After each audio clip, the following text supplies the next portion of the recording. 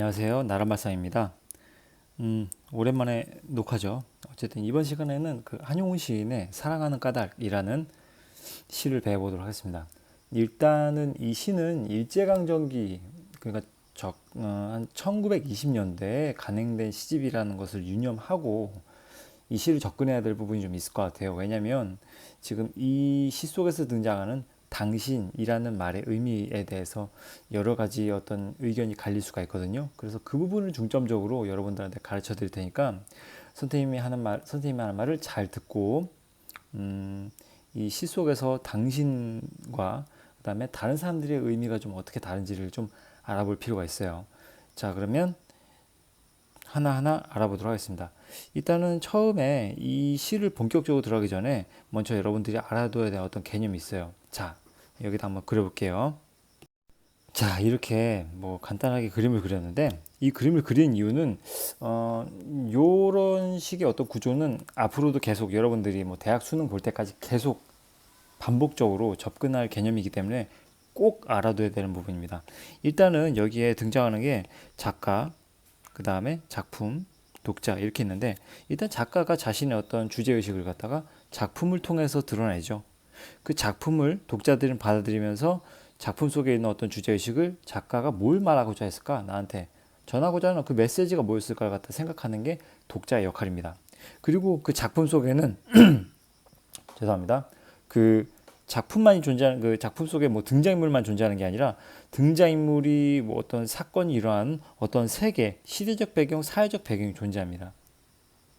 이런 식의 구조로 이루어져 있는 게 어떤 작품을 둘러싼 여러 가지 어떤 맥락들인데, 근데 작품을 사람들이 작품을 분석하고 바라보고 감상하고 평가할 때는 어느 것에 초점을 두고 평가하고 감상하고 분석하느냐에 따라서 관점이 달라요. 작가를 중심에 두고 평가하는 사람들이 있고, 그다음에 작품을 중심에 두고 평가하는 관점이 있고요. 독자를 중심에 두고 평가하는 관점이 있고, 세계, 즉 시대적 배경, 사회적 배경을 중심으로 평가하는 관점이 있습니다.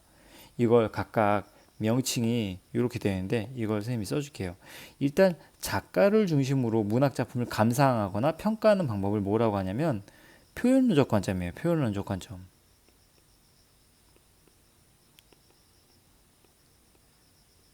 즉 작가의 어떤 부분에 집중을 해서 보냐면 작가의 어떤 가치관, 이데올로기를 말한 겁니다. 뭐 이 사람이 어떤 성향의 사람이더라.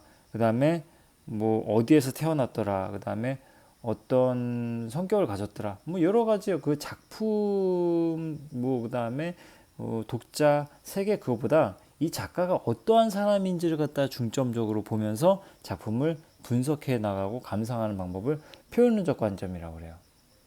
그 다음에 작품을 중심으로 보는 관점 뭐라고 하냐면 얘는 절대론적 관점이라고 그래요. 절대론적 관점이라고 하는데 얘를 다른 말로는 구조주의적 관점, 구조주의적 관점이라고 합니다. 구조주의적 관점, 절대론적 관점이라는 것은 무엇이냐면 이 작가라든지 그 다음에 독자, 세계 이런 것들을 최대한 배제하고 무엇만 보냐면 이 글 속에 나타난 그 글 자체, 텍스트 그 자체만 보는 집중해서 보는 관점을 갖다가 절대론적 관점이라고 그래요. 그래서 이거는 텍스트 자체만 집중해서 보여요. 그러니까 이를테면 뭘 보냐면 어떤 문체를 볼 수도 있고요. 그 다음에 구조가 어떻게 되는지를 볼 수가 있고요. 그 다음에 표현법, 어떤 표현 방식이 사용됐는가. 그러니까 일종의 어떤 수사법, 은유법이 사용됐다든지 직유법이 사용됐다든지 이런 것이 작품에 어떤 분위기를 미친다든지 그냥 그 글자 자체, 문장 자체에만 아주 큰 의미를 두고 해석하는 관점을 절대론적 관점이라고 그래요. 그 다음에 지금 이 독자와 관련된 독자를 중심으로 보는 그 문학 작품을 감상하는 관점을 효용론적 관점이라는데 효용론적 관점. 근데 이 부분은 지금 현재 여러분들이 지금 보고 있는 이 교과서 내에서는 효용론적 관점은 언급하고 있지 않기 때문에 얘는 패스를 하겠습니다. 근데 효용론적 관점은 어차피 고등학교 가면 배워야 될 부분이에요. 그래서 일단은 간단하게 설명을 해드리자면 효용론적 관점이라는 것은 어떤 독자에게 미친 영향을 중심으로 보는 거예요. 독자에게 미친 영향. 그러니까 작품이 독자에게 어떤 영향을 미쳤나. 그러니까 이를테면 수능 문제 같은 경우에 이런 식으로 나와요. 뭐 요즘에도 좀 그런 경향의 문제가 간혹 등장하긴 하는데, 그러니까 어떤 작품 지물지 제시한 다음에 위 글을 효용론적 관점에서 감상한 뭐 학생으로 적절한 것은 옳은 것은이라고 했을 때, 그때 뭐 보기가 뭐 여러 가지 표현론적 관점에 대한 얘기도 나올 것이고 절대론적 관점에 대한 얘기도 나올 것인데, 우린 효용론적 관점에 대한 어떤 얘기를 뽑아야 될 거 아니에요. 근데 보통 답항이 이렇게 나와요. 나는 이 작품을 읽고 이러이러한 점을 느꼈어. 이러이러한 걸 배웠어. 이러이러해야 된다는 걸 깨달았어. 이런 식으로 언급이 되는 부분은 효용론적 관점이라고 보면 돼요. 효용론적 관점. 독자가 작품을 읽고 어떤 부분을 영향을 미쳤는가, 영향을 받았는가를 중점적으로 보는 게 효용론적 관점이라고 합니다. 그 다음에 색이라는 게 뭐 추가적으로 쓰자면, 그러니까 시대적, 사회적 배경이라는 게 존재하잖아요. 우리들은 지금 어떠한 대통령이 문재인 정부 안에서도 살고 있고, 뭐 박근혜 대통령 밑에서도 밑에라고 표현 잘못했습니다. 박근혜 대통령이 정치했을 때 살고 있었고, 뭐 여러 가지 촛불 집회도 할 때도 뭐 살고 있었고, 여러 가지 우리들의 주변에 존재하는 여러 가지 어떤 환경들, 요소들, 사회적 요소들, 시대적 배경들이 존재해왔잖아요. 작품 속에서도 분명 그 작품의 사건이 일어나고 있는 시대, 사회적 배경이 분명 존재할 거란 말입니다. 근데 그걸 중점적으로 보는 작품 속에서 대체 이 작품은 어떤 시대적 배경 속에서 일어난 일일까? 무엇을 말하고자 하는 걸까? 어떤 사회적 배경 속에서 뭘 말하고자 하는 걸까? 라는 것을 중점적으로 보는 관점을 얘를 뭐라고 하냐면 반영론적 관점이라고 그래요. 반영론.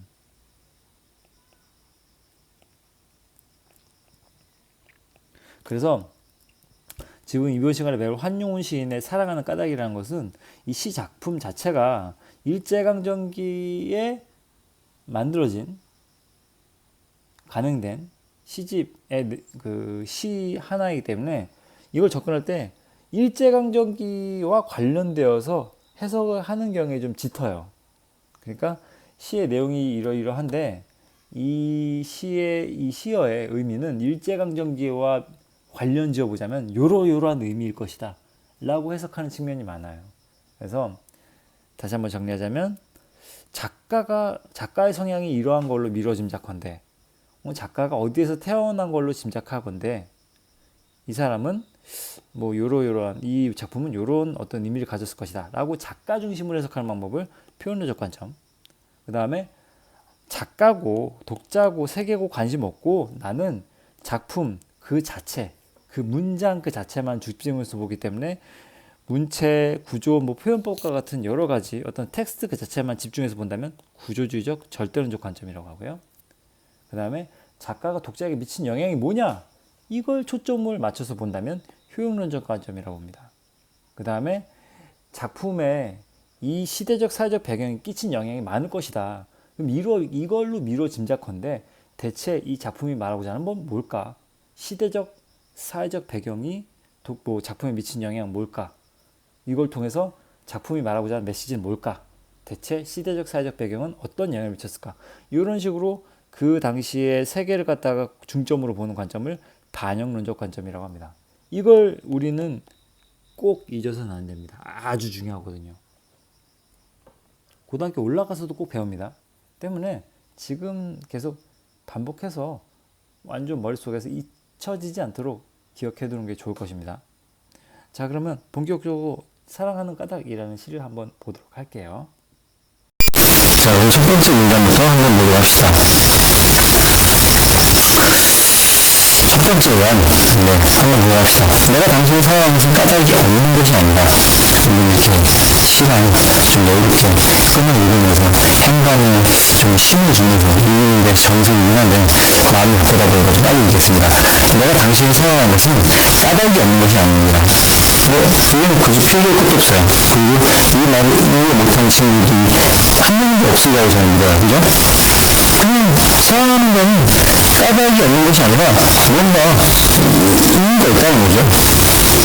당신에게 당신에게 사랑에 빠진 우리가 분명히 존재한다는 얘기입니다. 자, 근데 이제 여기서 등장하는 사람들이 다른 사람이 있고 그 다음에 당신이 있어요. 이걸 좀 알아볼 필요가 있어요. 일단 다른 사람들은 좀 약간 부정적인 의미로 다가오기 때문에 선을 표시할게요. 당신은 동그란 표시할게요. 자, 그러면 봅시다. 다른 사람들은 나의 호감만을 사랑하지만 여기서 호감은 뭘까?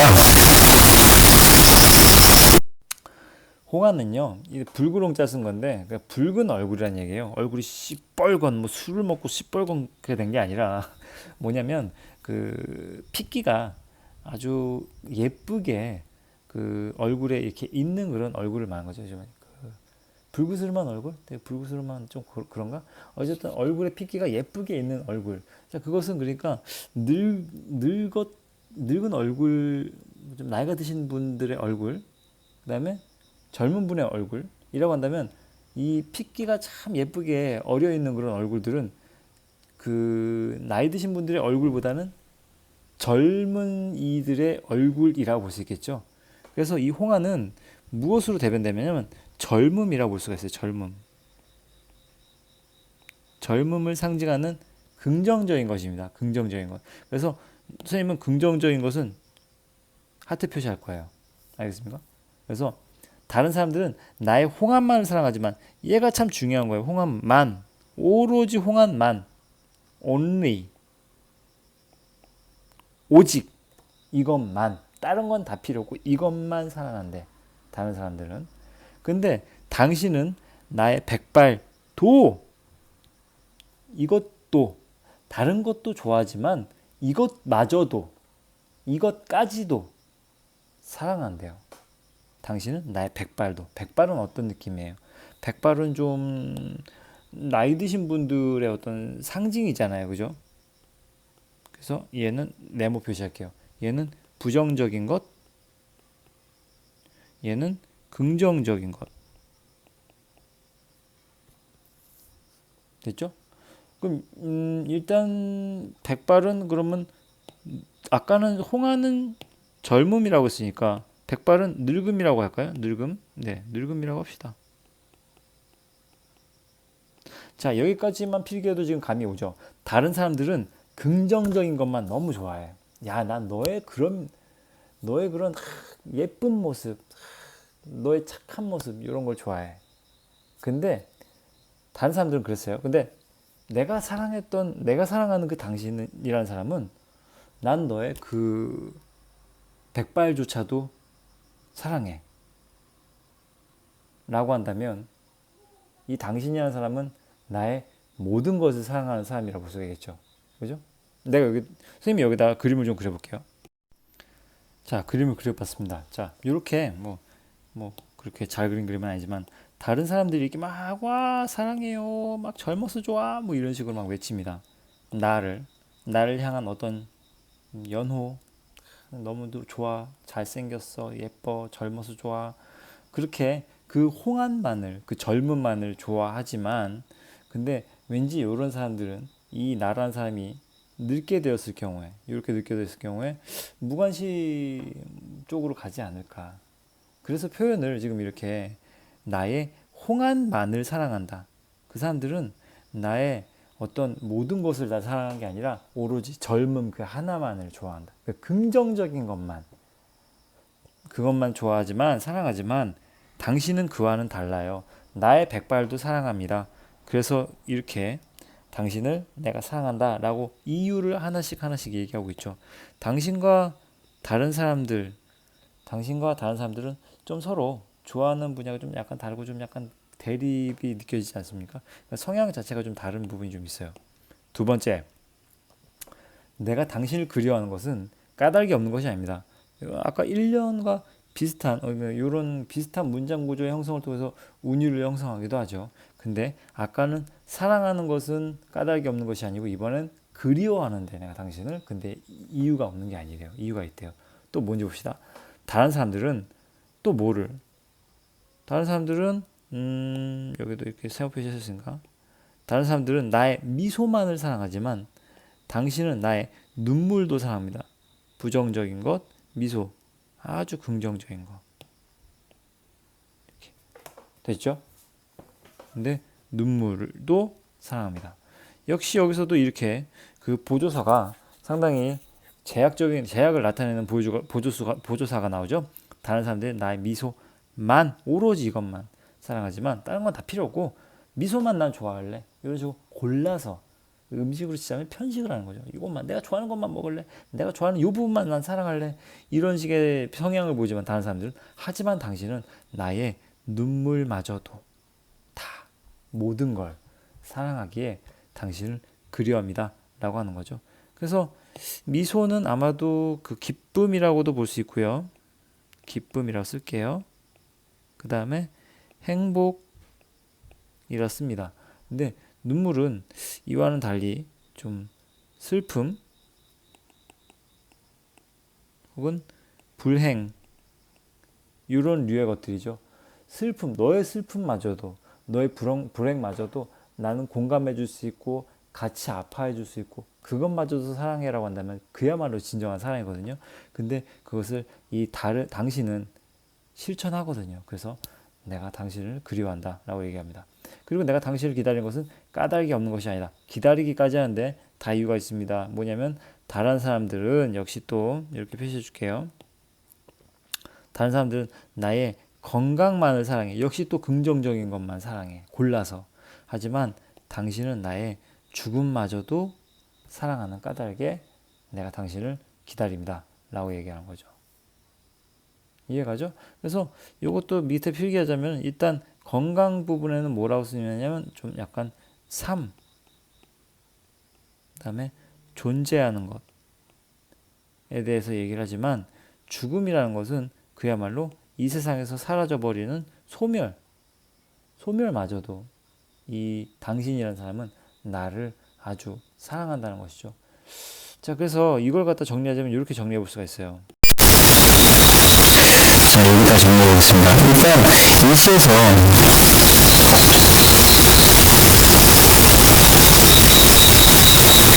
이 시의 대조적인 의미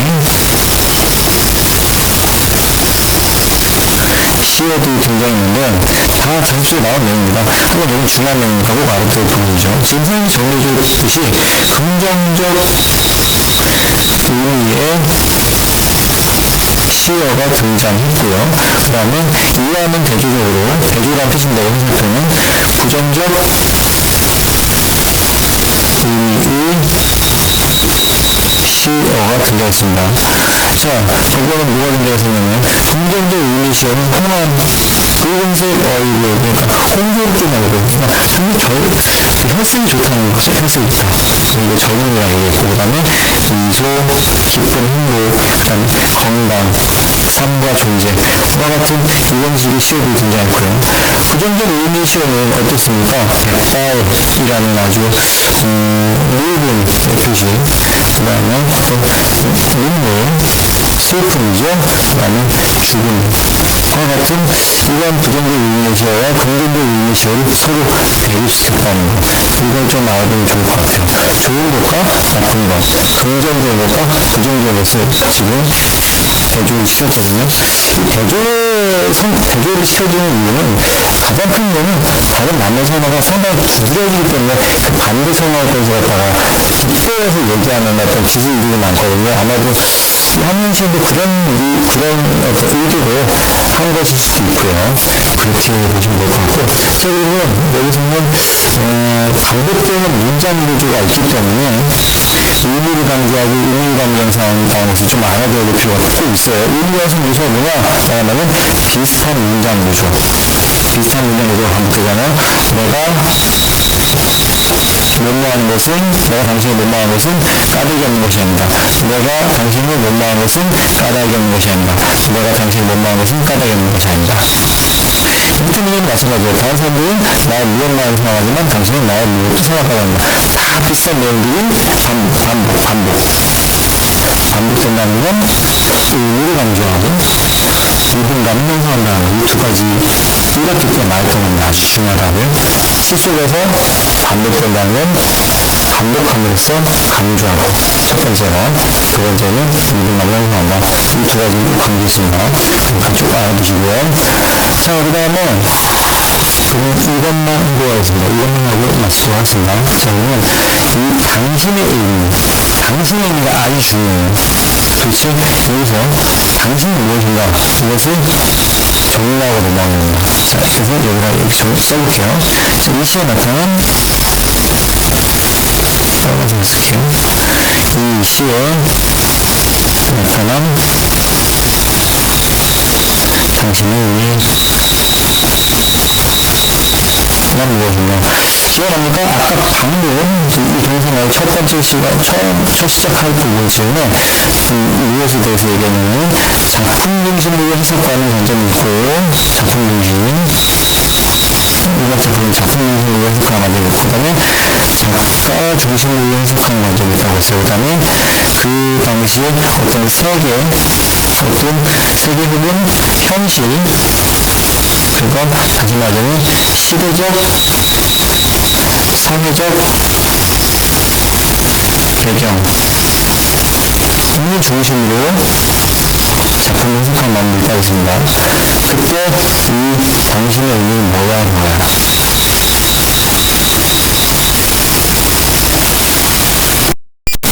자, 이 부분에 대해서는 수업 시간일 겁니다. 이 부분은 가장 중요한 부분이기 때문에 이 부분은 이렇게 크게 어려운 부분이 아니기 때문에 더군다나 아주 중요한 부분이기 때문에 이 부분마저도 내가 다 가지고 버리면 수업 시간 할 게 없을 것 같아요. 할 게 없을 게 중요한 게 아니라 여러분들 직접 이걸 알아내는 게 참 큰 의미한 어떤 수업의 활동이라고 생각하기 때문에 이것은 수업 활동을 만들겠습니다. 작품 중심으로 했을 때 당신의 의미는 무엇인가? 작가 중심으로 했을 때 당신의 의미는 무엇인가? 세계의 현실, 시대의 사회적 배경으로 이게 짐작컨대 당신의 의미는 무엇인가? 이거 수업 시간에 하도록 하겠습니다. 자, 그러면 마지막으로 핵심 정리만 써주고 마치도록 하겠습니다. 네, 다 썼습니다. 자, 보시죠. 일단 갈래는 형식상의 제약을 받지 않는 자유시고요. 그 다음에 시적 화자의 어떤 정서, 감정을 드러내는 시이기 때문에 서정시입니다. 성격은 고백적이고 상징적이고요. 상징적인 의미가 많이 담겨있는 시어가 많이 등장하고요. 그 다음에 누군가한테 고백을 하는 느낌이니까 고백적이에요. 별거 아닙니다. 주제, 조건을 따지지 않는 진정한 사람. 그럼 반대로 여러분들 생각해보세요. 다른 사람들은 조건을 따집니까? 안 따집니까? 조건을 따지죠. 때문에 조건적인 사랑이라고 하는 거고, 당신은 진정한 사랑을 알고 있는 당신은 무조건적인 사랑인 거예요. 무조건적인 사랑의 대표적인 케이스는 누굽니까? 부모님이시죠. 무조건적으로 사랑해 주잖아요. 그죠? 자, 그 다음에 특징. 같은 구조의 문장 반복은 운율 형성하고, 이거 빠졌는데, 의미 강조. 이것도 넣어줄게요. 의미 강조. 의미를 강조한다. 여기. 의미 강조. 의미도 강조합니다. 그 다음에 경어체 반복. 경어체 혹시 모르는 친구도 있을까봐 말해주는데 경어체 존댓말입니다. 특히 한용운 시인의 특징이에요. 아주 고유한 특징인데 이분은 존댓말로 시를 많이 씁니다. 님의 침묵도 대표적으로 그렇고요. 그걸 통해서 경건하고 고백적인 시의 분위기가 형성되고요. 대조적 의미의 시어를 사용해서 말한 이에 대한 절대적인 사랑을 효과적으로 표현한다고 했죠. 그러니까 내가 강조하고 싶은 무언가가 있어. 이걸 갖다가 대단히 도드라지게 표현할 수 있는 이 내가 표현하고자 하는 그 어떤 성질의 것과 반대되는 것을 갖다가 같이 등장시켜요. 그래서 반대편의 것을 갖다가 말해줌으로써 내가 말하고자 하는 것을 좀 더 부각시켜 보이는 그런 방법입니다. 그래서 대조적 의미의 시를 등장시키는 이유 그겁니다. 그래서 내가 강조하고 싶은 절대적인 사랑이거든요. 무조건적인 사랑이거든요. 이걸 좀 더 강렬하게 등장시키려면 조건적인 사랑을 보여주는 거예요. 당신이 당신의 나에 대한 생각이 얼마나 크고 대단하고 무조건적인지를 그걸 갖다 보여주려면 다른 사람들, 당신이 아닌 다른 사람들의 조건적인 사람, 저는 당신이 젊어서 좋아요, 저는 당신의 미소가 좋아요, 저는 당신의 뭐 건강 좋아요, 뭐 이런 식으로 그것만 좋아요라고 하는 사람들을 등장시킴으로써 당신의 사랑이 얼마나 무조건적인지를 강조해주기 위한 방법입니다. 그 다음에 당신의 의미에 따라 구조를 장황하게 해석할 수 있다는 건데 저는 수업 시간에 진행하도록 하겠습니다. 꼭 당신의 의미가 어떻게 작가를 중심으로 보냐 혹은 작품을 중심으로 보냐 시대의 서구 배경 중심으로 보냐에 따라서 당신의 의미가 어떻게 달라지는지를 수업 시간에 배워보도록 합시다. 강의 부분과 수고가 많습니다. 감사합니다.